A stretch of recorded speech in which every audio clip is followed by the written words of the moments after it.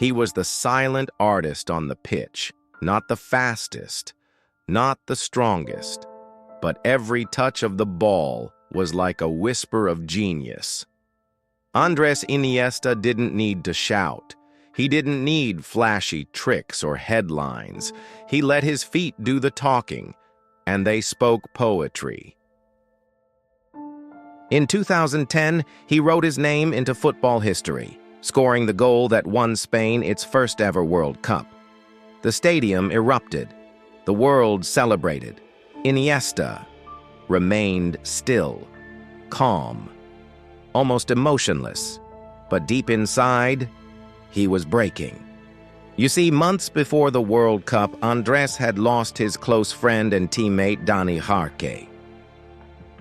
It shook him to his core. He described it as a darkness that entered his body and refused to leave. He stopped sleeping, stopped eating. He would sit in silence for hours, staring at nothing. This wasn't physical pain. This was the kind of sadness that even 1,000 trophies couldn't heal. At the time, he was already a European champion, a Champions League winner, a Barcelona icon. From the outside, it looked perfect. But inside, Andrés Iniesta was falling apart. He sought help. He went to doctors, psychologists. He took medication. And yet, the emptiness remained.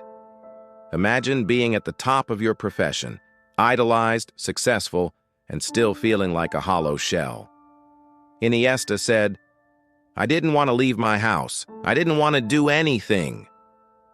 Even on the day of the World Cup final, he wasn't mentally okay. But he played, not for glory, but for Dani.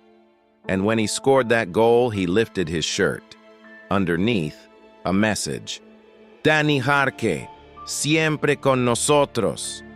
Dani Jarque, always with us.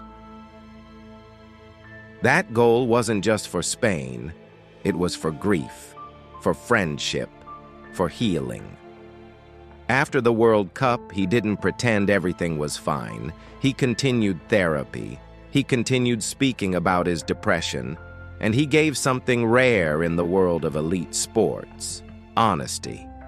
Because athletes are taught to be strong, to hide weakness. But Iniesta did the opposite. He let the world see his pain, and in doing so, helped others feel less alone. Years later, he moved to Japan, not for money, not for fame, but for peace. He slowed down, focused on family, became a father, a mentor, a man at peace with his past. And yet, he never forgot that darkness. He just learned how to live with it. Andrés Iniesta is a legend, not because of goals or trophies, but because he survived a battle that no amount of training could prepare him for.